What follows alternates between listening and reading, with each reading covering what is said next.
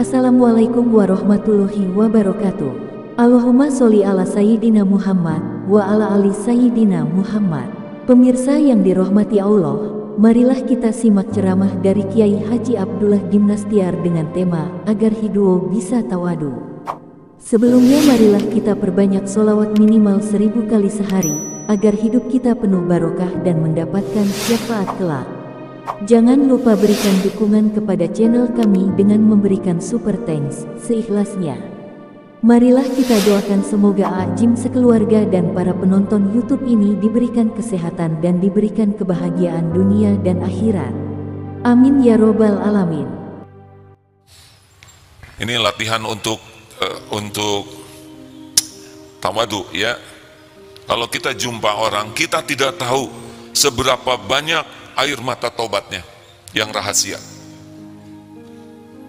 Kita tidak tahu seberapa banyak berbakti kepada orang tuanya.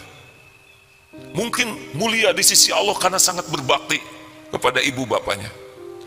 Kita tidak tahu, mungkin lihat pedagang berat bawa dagangan, kita tidak tahu seberapa banyak pahala yang diberikan Allah untuk nanggung keluarganya karena bekerja luar biasa dan ikhlas. Mungkin ada yang sakit, kita tidak tahu berapa banyak dosanya habis dengan sakitnya ini. Ada seseorang yang difitnah, kita tidak tahu berapa derajat yang diangkat oleh Allah, buah dari hati yang ridho dan sabar menghadapi fitnah. Kita tidak pernah tahu. Tiap orang di antara kita punya kapling takdir masing-masing, punya episode masing-masing.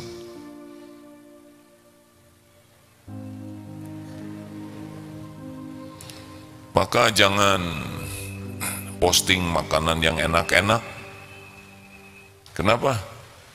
Karena belum tentu orang yang lihat bisa kebeli makanan itu. Jangan posting kemesraan dengan suami. Tidak semua akhwat sudah punya suami ya. Jadi mesra sama siapa? Ya sama suami tetap. Tapi tidak perlu diposting. Jangan sibuk memposting hebatnya anak. Tidak semua keluarga dititipi anak. Kasihan, jadi sedih hatinya. Bukan haram ya hadirin, tapi rabaklah perasaan orang yang tidak seperti yang kita miliki. Jangan posting sepatu bagus, karena nanti maling jadi ingin ya.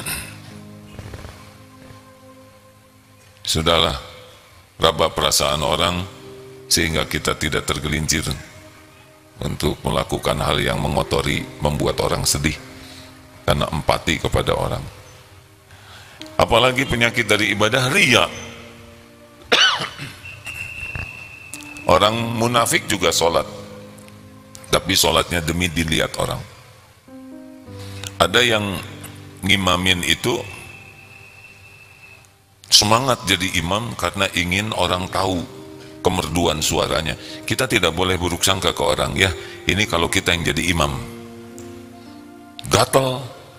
Apalagi kalau kita punya suara yang oleh Allah diberi bagus. Apalagi kalau ada yang muji, Kang, kalau Akang jadi imam, bergetar hati saya. Udah itu. Mihrab jadi wilayah kekuasaannya. Kalau ada orang lain yang imamin, dia kecewa.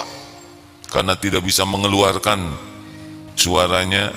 Kalau dia hafalannya panjang, dibaca sepanjang mungkin. Sampai imam, sampai makmum ada yang ngejungkel mungkin. Hati-hati hadirin sekalian, diberi kelebihan itu. Kalau pecinta dunia akan sibuk cari penilaian makhluk. Ria. Emang saudara pikir mudah jadi imam? Tidak mudah. Kalau melangkah mudah, takbir mudah.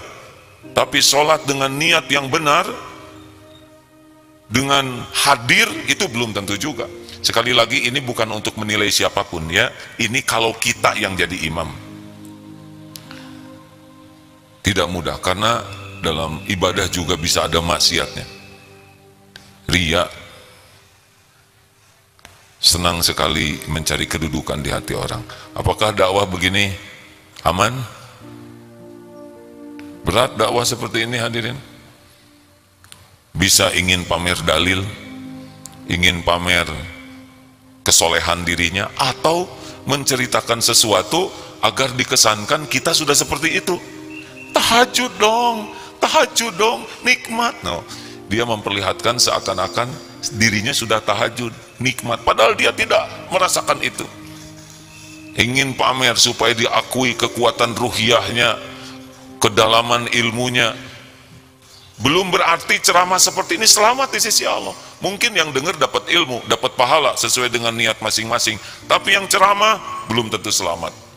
Banyak penyakit hati yang bisa timbul, apalagi kalau jamaahnya makin banyak. Padahal jamaah 1.000, 100.000 seorang sama. Apa samanya?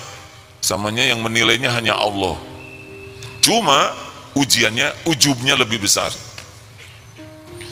Ada yang bangga sekali diundang ke Istana Negara, seakan beda penilaiannya. Oh tidak, ceramah di Istana Negara dan ceramah di Astana Anyar sama. Yang menilai adalah Allah. Ceramah di hadapan para jenderal, Mabes TNI, Mabes Polri, dan ceramah di Hansip, kelompok Hansip di pos Kamling sama, tapi bisa kotor hatinya yang di sana. Nanti kalau saudara ceramah di tempat-tempat seperti itu, misal ada takdirnya, jangan sibuk posting seakan-akan kalau ceramah di sana lebih tinggi derajatnya di sisi Allah. Kita posting, ya bagi yang memposting itu kita husnuzon. Wah, Ustadz itu kemarin hot posting tuh, kita husnuzon itu sebagai dakwah beliau. Tapi kalau saya anjurkan santri, gak usah diposting, bisi merasa ujub. Kuliah di sekolah di luar negeri, di dalam negeri, itu juga bisa penyakit. S1, S2, S3, mana yang lebih berat cobaannya? Jawab.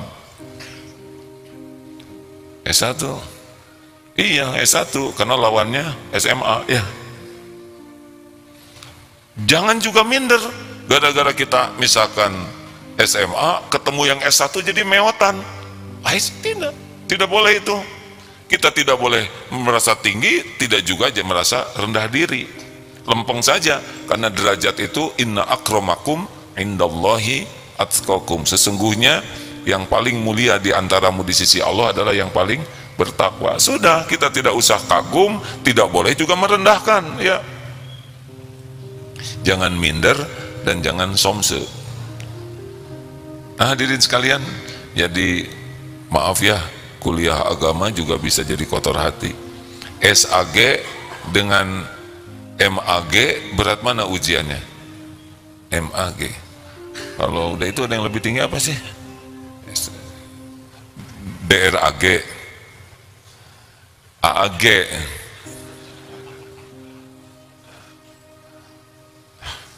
Ujian lah. Jadi siapa jadi orang yang paling sukses dalam hidup? Yang paling bersih hatinya. Itulah paling berilmu. Orang yang ilmunya paling bagus, yang paling bersih hatinya. Orang yang ibadahnya paling bagus, yang paling bersih hatinya. Karena yang berjumpa dengan Allah, yaumal la yanfa'u malu wala banun illa man atallaha biqalbin salim. Ingat, hari tiada manfaat harta dan anak-anak kecuali yang menghadap Allah biqalbin salim, dengan hati yang selamat, bersih. Surat Asy-Syu'ara 8 berapa? Surat apa itu?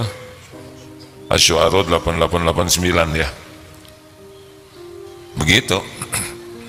Karena Allah tidak lihat casing. Makanya, wah kalau gitu saya tidak mau jadi imam. Udahlah, siap jadi imam. Wah, saya nggak akan kuliah tinggi-tinggi daripada jadi sombong. Udah bodoh, sombong lagi, ya kan? Mungkin dengan tingginya ilmu lebih tawadu. Ya begitulah hadirin. Jadi kata kuncinya, udahlah, jangan merasa lebih dari orang lain, dan jangan melihat orang lain lebih rendah dari kita, khususnya muslimin, mukminin.